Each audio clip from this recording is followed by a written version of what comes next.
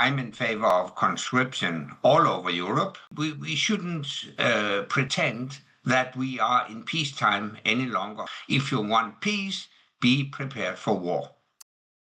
So I'm delighted to be joined by Anders Fogh Rasmussen.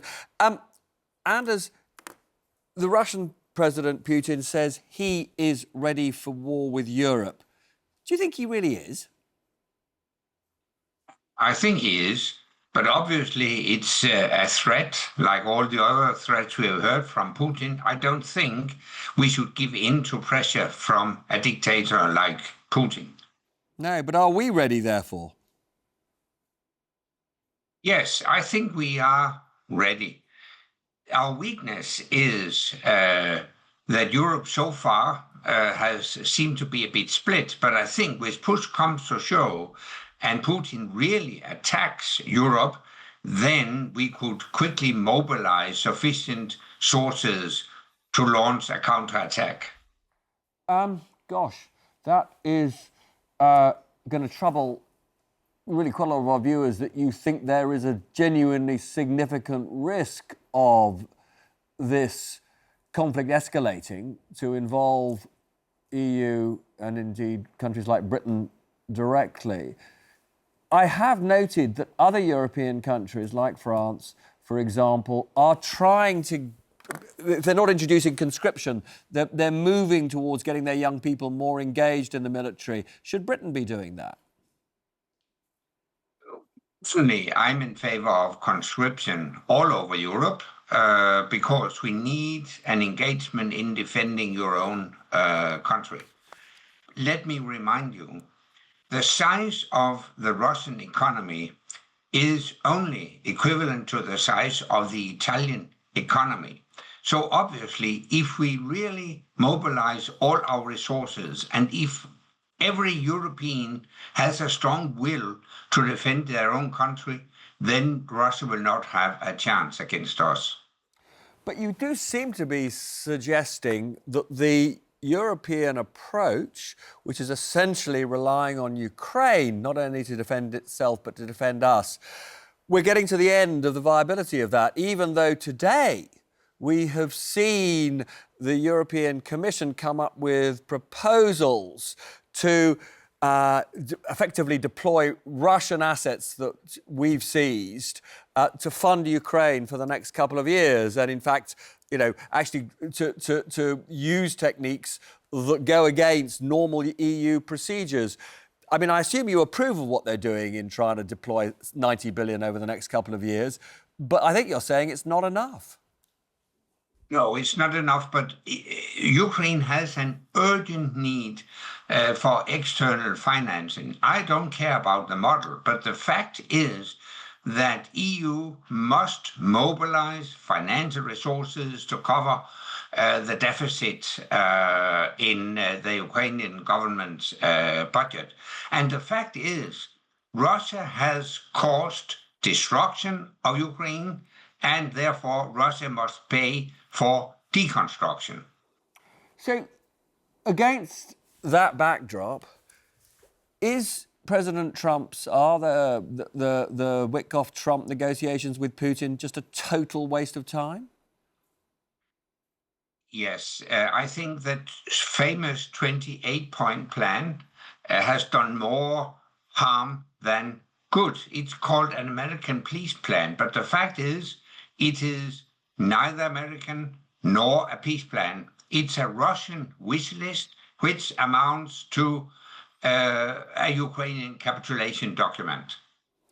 So are you broadly saying that there now is no alternative? We either defeat Putin or we capitulate. And obviously you don't want to capitulate. So your view is that, you know, there is no possibility of an acceptable peace, and therefore, really, the only strategy now is to defeat Putin. The fact is, again, Putin does not want peace. As long as Putin believes that he has a chance to win on the battlefield, he has no incentive whatsoever to engage in a constructive peace negotiation.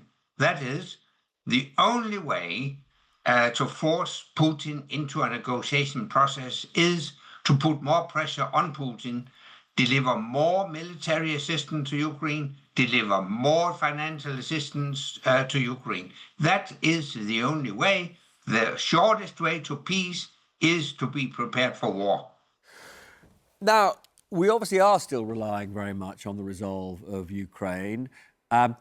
How damaged is President Zelensky? How stable is the Kyiv government in the wake of this corruption investigation, which has already led to the resignation of his important chief of staff?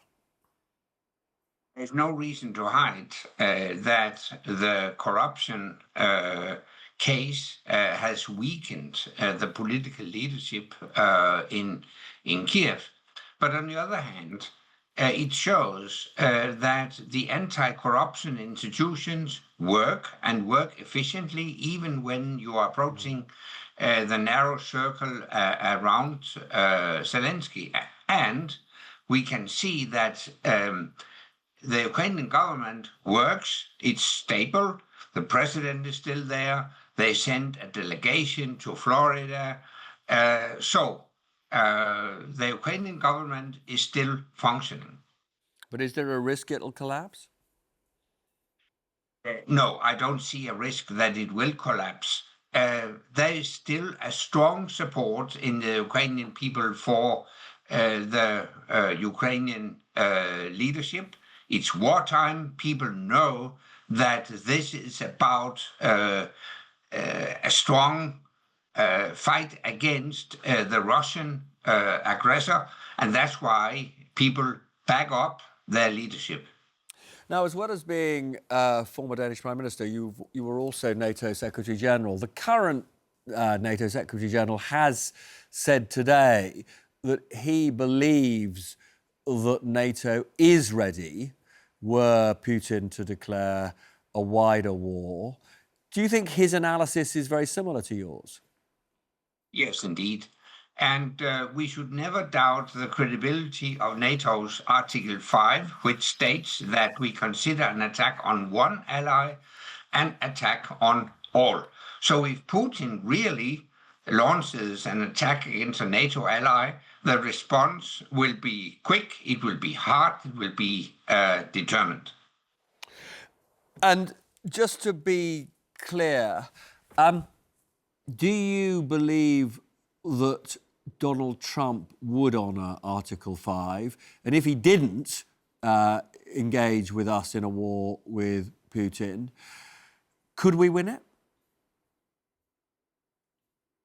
Yes, indeed. I believe that Europe is able to stand on its own feet already now. Well, we have more to do. There are clearly weaknesses.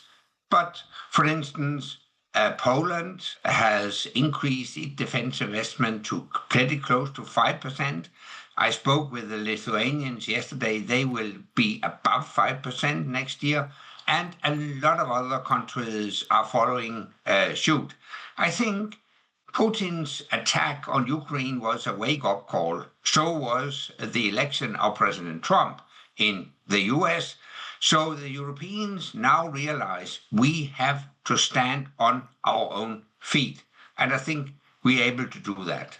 And just finally, because I think our viewers will want to understand the risks, what would you say the probability of a wider European conflict with Russia is over, let's say, the next year? Greater than evens?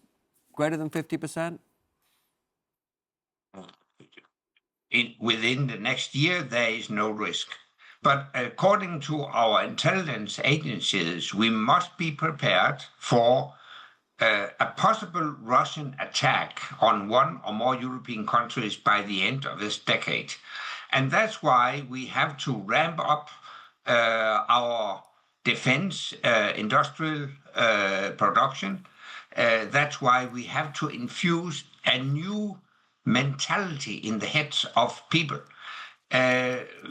We shouldn't pretend that we are in peacetime any longer. Maybe we are not at war directly with Russia, but we're in between, and we should be prepared for everything. And as the old Romans said, if you want peace, be prepared for war. Anders Fogh Rasmussen, as always, thank you so much for joining us. Thank you.